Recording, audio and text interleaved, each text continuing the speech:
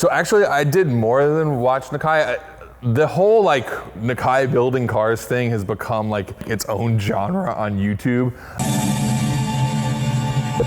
I'll be honest, at the time, it was so crazy putting it together. We didn't even really film it. We filmed some of it, some footage we have, but like we weren't the company we are today. So my car and Mark's car were both being built at the Paddock, which is Fat Lisa's location in San Mateo.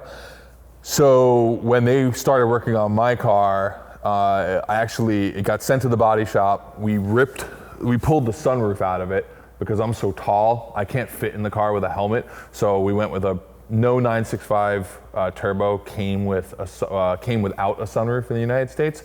So I bought a roof out of like an 80s car, which now I think about it was such a sin because the guy literally cut the roof off of a perfectly good chassis to give me the roof. Like that's how cheap 911s were at the time. So grafted in a different roof, resprayed the car this flat white. So this actually is paint, it's not a wrap. And the color is the purest white they had with no pigment in it at all with a pearlescent on it. So I had shipped my car up there, they painted it, but I wanted to be there for the actual build. So I flew up there and Mark had to go somewhere that weekend. So it was just me and Nakai by ourselves in the garage. And this is like Nakai 10 years ago. He speaks no English.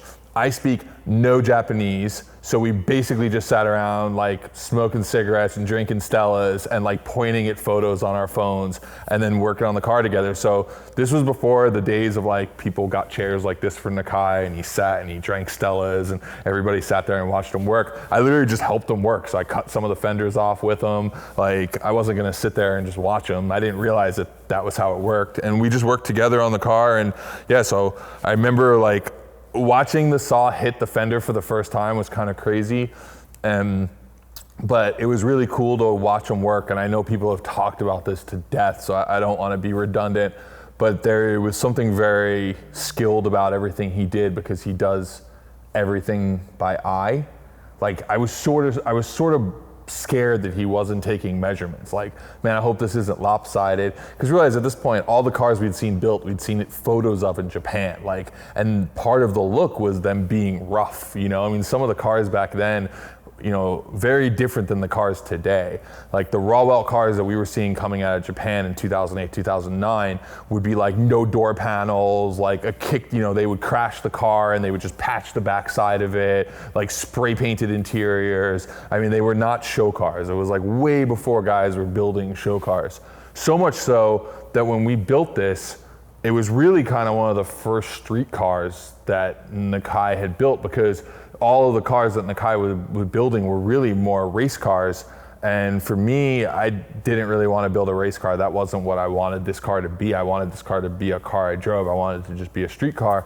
And that's why at the time, like the aesthetic on it was very different than a lot of the other cars. So this one had like what Nakai ended up later on calling the street kit. So you'll notice there's black trim on the bottom and black trim on the side skirts instead of being painted all the way to the bottom.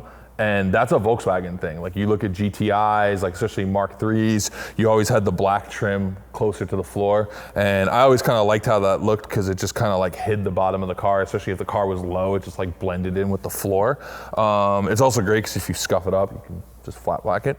But my car was like one of the first to have that. It was also one of the first cars to like be white. I never saw another white RWB at the time. They were all like either black, signal green, or like red. That was like the only color for them. And mine had like a full interior and all of that. But at the same time, it was like, I didn't want it to be a show car. I still don't have a headliner in the car. But I just wanted to be like a cool driver. Did I answer that one? Sort of. I ran tangential on that one, didn't I?